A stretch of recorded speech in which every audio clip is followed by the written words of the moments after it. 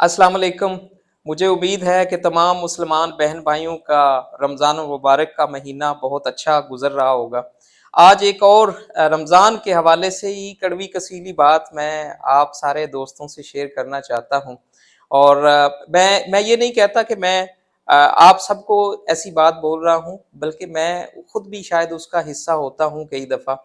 वो कड़वी कसीली बात रमज़ान के हवाले से ये है कि हम रमज़ानुल मुबारक में नो डाउट हमारी ख्वाहिश होती है कि हम जब रोज़ा रखते हैं तो रोज़ा अफ्तार करते वक्त फिर उसका अफ्तारी का पूरा एहतमाम होना चाहिए।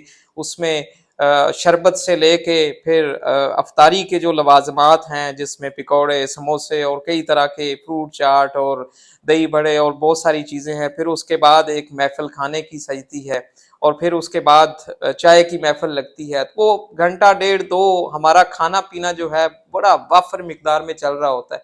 इसके साथ साथ अब हमने एक और काम भी शुरू किया हुआ है, और वो ये है कि जाहिर है बहुत साहिबे सरबत लोग हैं, बहुत पैसे वाले लोग भी हैं।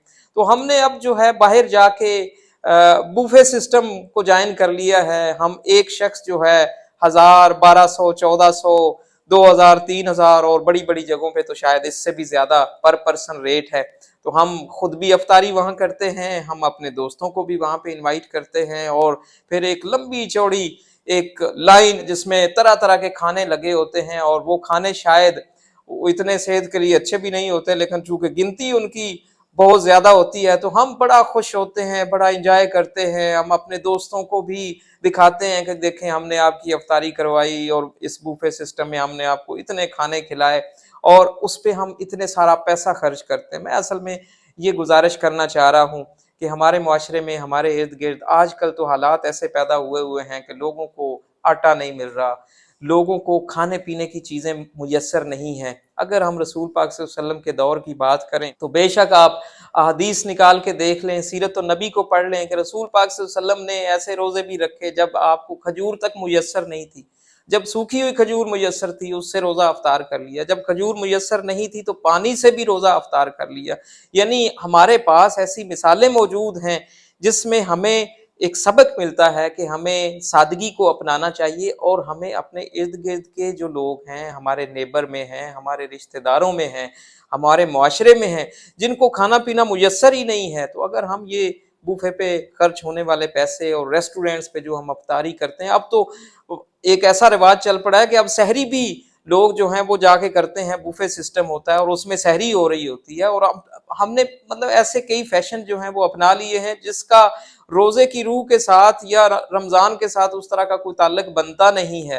तो मेरी आप सारे दोस्तों से ये गुजारिश है कि आप खुद भी कोशिश करें कि सहर और अफ्तार जो है उसमें सादगी हो, और वो जो ज्यादा अखराजात हैं वो हम किसी जो जरूरतमंद है उसकी जरूरत पे खर्च कर दें। किसी और की सहरी और अफ्तारी के लिए वो पैसा अगर खर्च कर दें तो इससे अल्लाह ताला भी खुश होंगे, आपको मुझे सवाब भी मिलेगा, और इसके साथ साथ मुआशरे के अंदर एक मोहब्बत और यगांगत का माहौल भी पैदा होगा, कुर्बतें बढ़ेंगी। उससे जो अमीर और गरीब का फ़र्क है वो भी कम होना शुरू होगा, और अमन और सुकून उस मुआशरे के अंदर कायम हो जाएगा, जो कि असल में अल्लाह ताला हमें सिखाते भी हैं। और रमज़ान का भी एक यही मकसद है। देखें, रमज़ान रहमतों का महीना है, रमज़ान जो है वो मग़फ़िरत का महीना है, रमज़ान जो है वो नजात का महीना है। तो ये रहमतें और ये नजात और ये मग़फ़िरत ये तभी मुमकिन है जब हम सादगी को इख्तियार करने की कोशिश करें और अल्लाह के उन बंदों की मदद करने की कोशिश करें जो इस रमज़ान में शायद हमारी तवज्जो के तालिब हैं। तो ये एक कड़वी सी कसीली सी बात थी जो आपसे मैं करना चाह रहा था, और उम्मीद है कि हम कोशिश करेंगे कि हम अपने इर्द गिर्द के लोगों पे तवज्जो दें और अपने अखराजात को थोड़ा सा कम करके उन की मदद करने की कोशिश करें। अल्लाह हम सब का हामी और नासिर हो।